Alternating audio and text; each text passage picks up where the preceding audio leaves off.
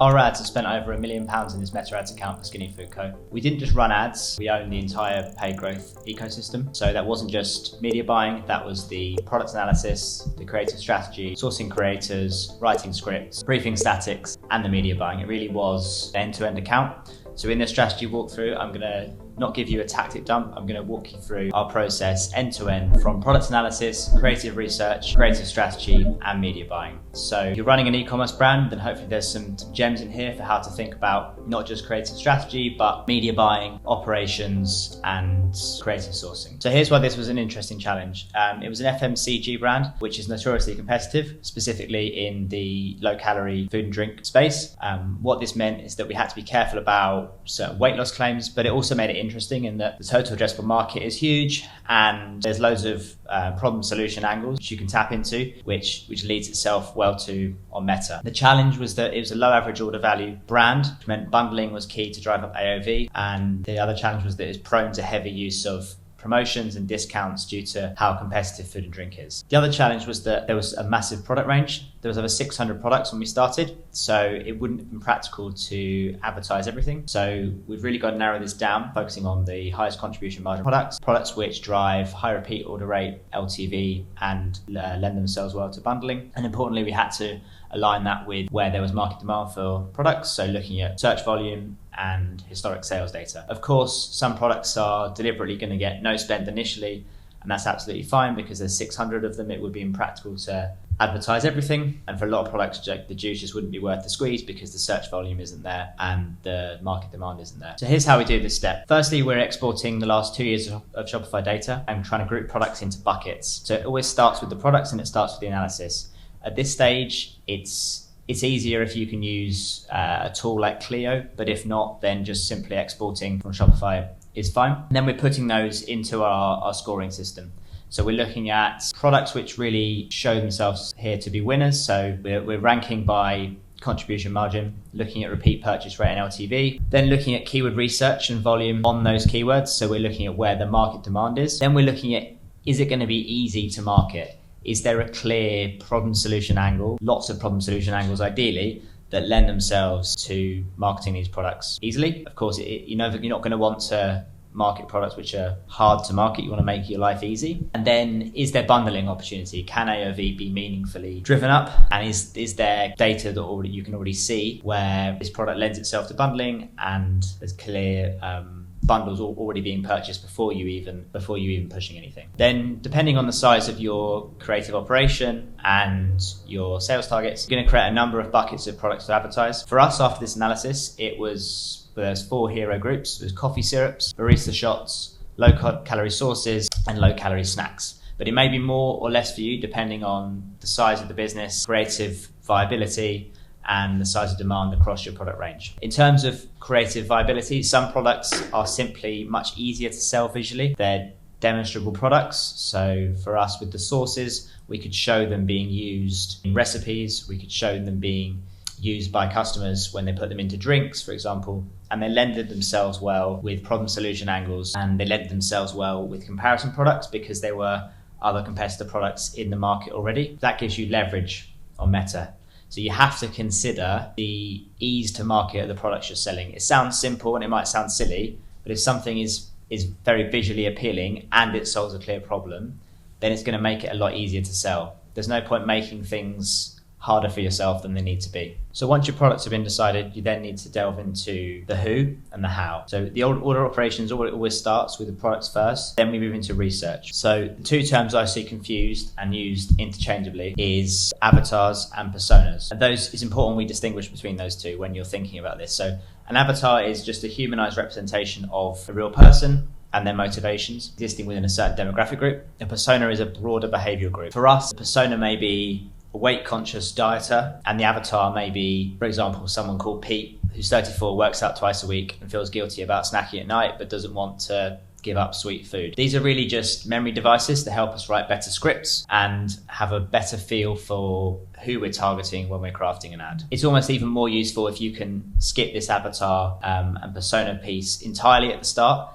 and just write for someone you know. You're always going to have an easier job if the business you're working on whether in the business you're working on, where you are the target customer or someone you know is the target customer, you're going to have a much easier time writing out scripts for that. In order to build out these personas and avatars, you need to get a really deep understanding of who your customers are and their key motivations. One of the best ways of doing that online is through organic content. So that's mining real customer reviews on YouTube, avoiding anything that's clearly paid, particularly YouTube comments.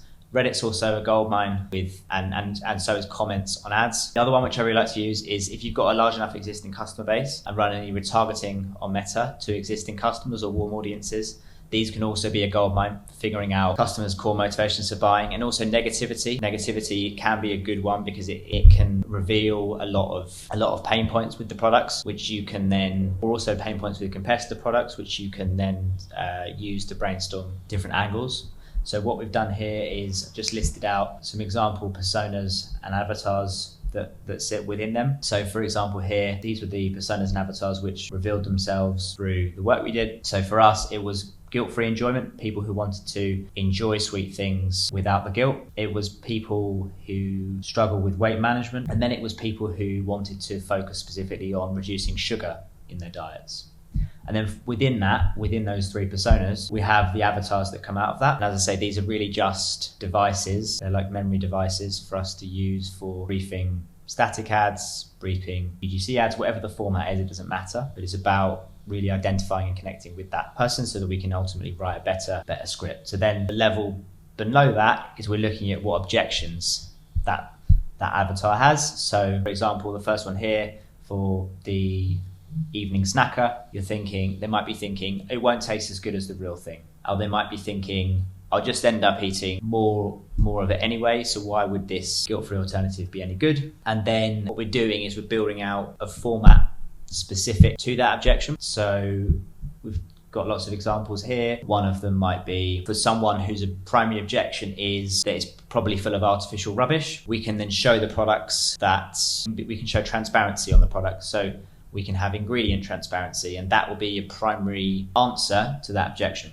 And we can have that in a static, or we could have a UGC style with a label close up. For example, another one might be, an objection might be, I've tried lots of alternatives before, maybe it didn't work. Then we have a testimonial style UGC which directly addresses that one. Or we have another common objection with, say, foods or supplements in the weight loss space will be, well, I'll fail after a week. So then we do a UGC that directly addresses that objection, focused on the habit forming or routine forming nature in order to be successful with the weight management. So really it's taking these personas, drilling down into the avatars, listing out common objections which surface themselves through the work you do, through research, and then using those to spin up unique formats to drive better ads over the long term. So doing it this way basically ensures that you never run out of ideas, which is great, of course. But the important thing is that each month your creative that you're outputting is actually contributing to scale, and that you've got high performing ads which aren't dying after a week, and then also that you're creating ads that you're learning. So you're learning based on the response that you got in the signal on the ad, response that you've basically paid for is a learning in the next month. So if we know that in this format, say blind taste test UGC, that answers a question and it helps us understand about that persona, helps us understand about them and how they respond to our product. Once we know that works, we've then got a signal. So we can then create more format types. So we can create UGC, we can create statics, and we can try and scale that as far as possible. And then we can then try something different. So then we can know, right, what other objections does this persona have? And then what other objections does that persona have? And we can keep layering that on. So each month we're building out not just personas, but we're overcoming objections through the creative. And each month the goal is to launch net new concepts which both answer these objections and are tailored to our personas, and so we should be scaling up each month. So now just to walk you through the creative system. So we have our personas, we have our avatars, and they're very useful devices to allow us to understand more about our customer and over the long term deliver better creative. But that's not that useful without a system.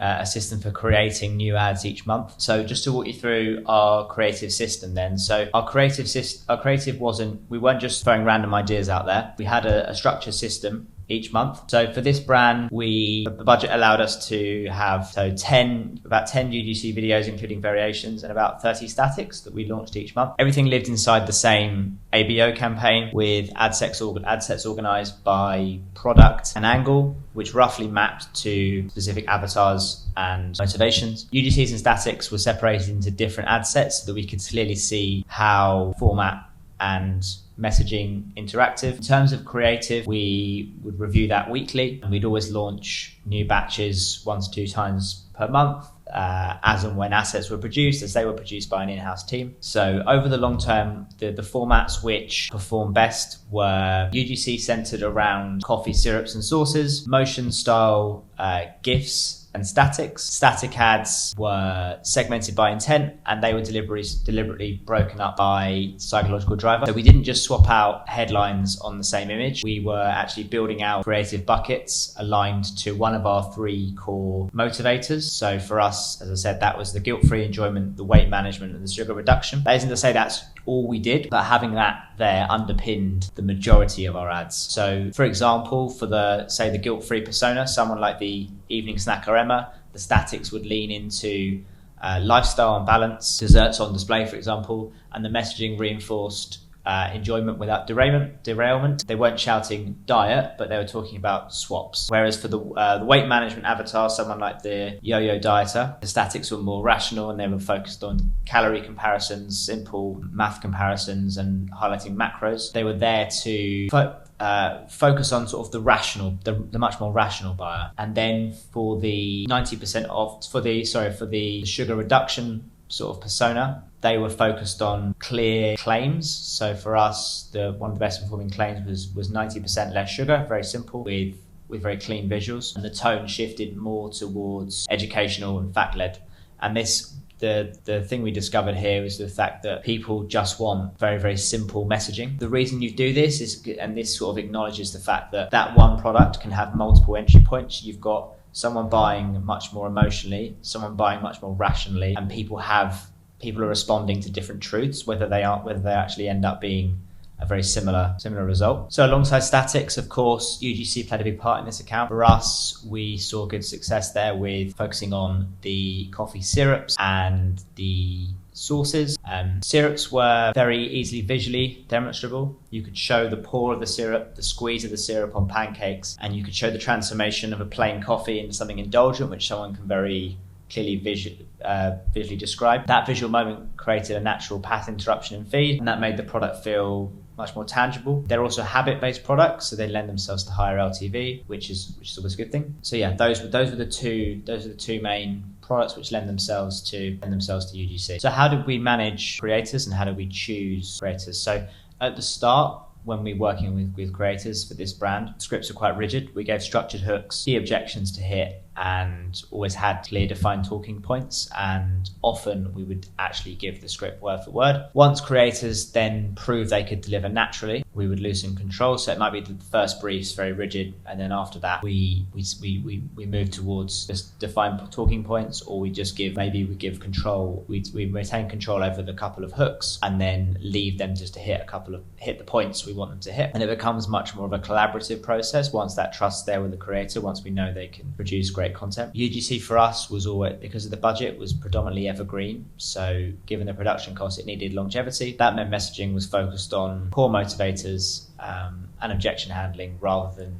focused on time-bound promotional offers. The third format that consistently performed well for us for this brand, and I'll just show you through here, was motion style statics. So that would be like looping syrup pours in a GIF format, squeezes, quick transformations. These acted as quite simple pattern interrupts in feed. They weren't full video, they moved just enough to catch attention, and they're much quicker and cheaper to produce. Often they outperformed flat statics for us because they combined the clarity of a static with a text overlay with the scroll stopping nature of of course, motion. For the guilt-free and the weight management personas, particularly for coffee and sauces, they demonstrated use. So they demonstrated show not tell. You didn't even need a sound or explanation. You could just see the product being used in a couple of seconds. You saw the product working. Of course, that's not going to work for many brands. Like, you're not going to be able to show the sauce squirting over pancakes. So what was creative strategy for us? It was a continual research process. It's a continual process of understanding your customer and your many customers and their core motivators over time.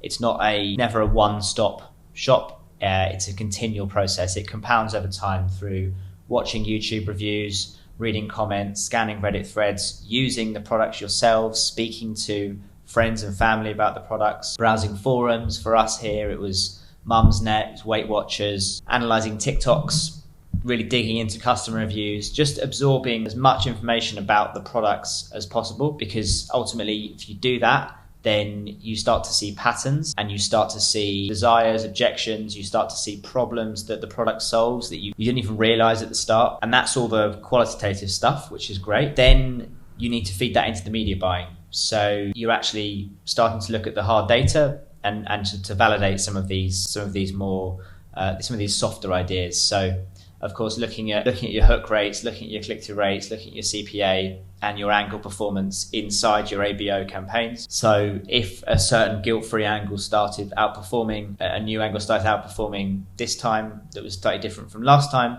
that's going to then be fed straight back into the next round of briefs. So the research and the understanding of the customer is never separate from the media buying. They're always heavily intertwined. In terms of creative research, it's really important to do, but it's also so easy to fall into the trap of your ads looking like everyone else's and you fall into that copycat trap. Yes, we're definitely spending time each week monitoring competitor research places, software like 4Play or Atria, to understand the landscape, understand the competition. But the important thing here is to really not lean too heavily onto competitor libraries, because if you do that, you'll end up becoming lazy and you'll end up making derivative ads which just look like everyone else's, or you end up hopping on trends, creating POV ads which will last for a couple of weeks, may do well whilst that trend is popular. As soon as that trend dies, the ad will die and you're going to have to hop on to the next thing. So it's much better to do the work, spend the time really understanding your customer and not just hop on trends, because you're going to be,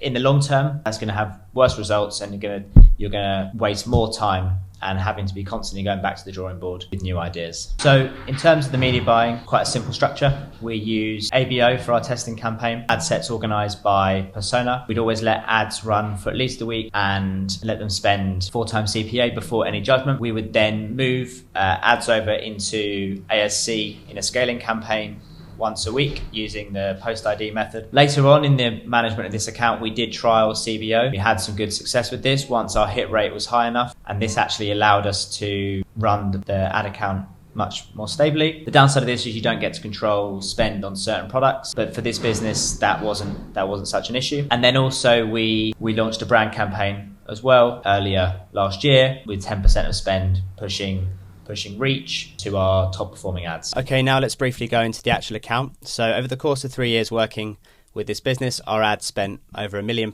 In terms of structure, we started with ABO and reach campaigns and ASC. Over time, we moved to a CBO structure once the quality of the ads we were producing and our hit rate increased, and this allowed us to actually run things much more stably, because the brand wasn't worried about their budgets as long as they were hitting a fixed CPA. So that meant spend could scale up and down with demand, and we could just fuel the system with more creative. We also used a lot of DCO, which you can see here when we were testing out new personas and new angles, what you would now call flexible ads. These are really good tool to be able to test lots of different messaging, lots of different angles in a single format, and let the winning ad surface itself. I'd still recommend that as an approach if you are looking to test messaging very quickly. Now I'll just walk you through a few examples which map back to the personas we were talking about. So you've got 3 personas: so guilt-free enjoyment, people who are looking to almost have their cake and eat it, continue to enjoy sweeter foods and not feel guilty about it. Then we've got people who are more actively looking to manage their weight. And lastly, we've got people who are looking to reduce sugar in their diet. They might be diabetic, they might be bodybuilders. In terms of this sugar reduction angle, I would say from a creative strategy perspective, it's central route. It's people who they understand they have a problem, they're actively looking for a solution. And when people are in this mindset, we can persuade them with facts and figures rather than appealing to emotional pain points, because these people already know they have a problem. So we can use terms like 90% sugar with clean visuals, calorie comparisons, and that kind of messaging work well across both the 90% sugar angle and the weight reduction angle. Because if we were to go the other way and go into a more peripheral route where we're tying into emotions and pain points, it would be quite sensitive given the subject. So here's just a few of the angles. So for the guilt-free enjoyment angle, this is about normalizing the swap, not giving sort of shouty diet messaging, and here's one of our top performing statics. So guilt-free snacking, only 0.9 grams of sugar. So we're calling out the specific fact of the product. We're being very factual. Indulge in treats without the calories, which emerged itself as one of our high-performing headlines. Another example here, this ad spent almost 30,000. Get your chocolate fix guilt-free. So that's a guilt-free example. Again, this is quite direct response. We're calling out product features as well as messaging, which is very tailored towards that guilt-free audience. Here's another example of the guilt-free angle. This was a format which worked really, really well for us consistently because the sources can be displayed with a GIF format, which is very, very engaging and stops the scroll.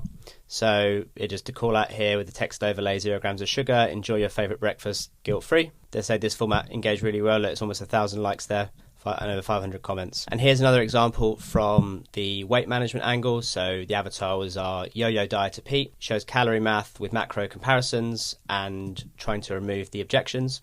So this example was with one of the noodle-based products. So slightly controversial messaging maybe, eat twice as much with less calories. Well, you can, because the noodles are only 4 calories per serving. So then we've got the call-outs of 4 calories, no artificial flavours, and no added preservatives. There's just a few examples to show you how we map those personas into the account and they showed themselves over time. There's loads of other examples here if we go deeper into the account with more sort of micro personas. Let's say some of those would have been type 1 diabetics or bodybuilders, but those were much smaller. So when you're doing this research and these personas are revealing themselves through the work you do over time, you really need to focus on what are the biggest levers in the account. As you see here, this one here, this static spent over 32,000, and that's quite a broad audience. Indulge in treats without the calories, say over 1,000 likes, 600 comments.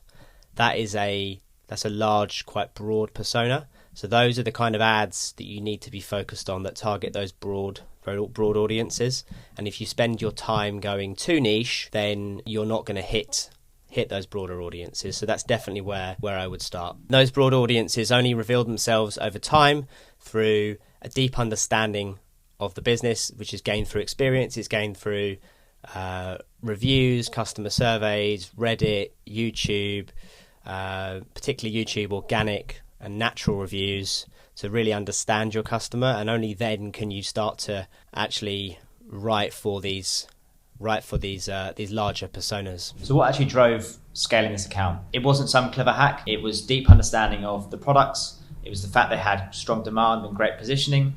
It was creative quality delivered over the long term with clear angles we built on over time and we laid into the account. We spent a lot of time building evergreen ads and not leaning too heavily into promotional or discount ads in the ad account, because we wanted to have ads which lasted a very, very long time. Our approach to improve on this is to build a creative system, not just having single winning ads, but a whole creative system based on deeply understanding your customer and building on those persona-led insights over the long term through producing higher quality ads each month, starting with product demand and consumer truth, so that we're building a system based on a proper understanding of the fundamentals and a deep understanding of our customer. If you need any support with this, then click the link below and book a call. I'll see you in the next one.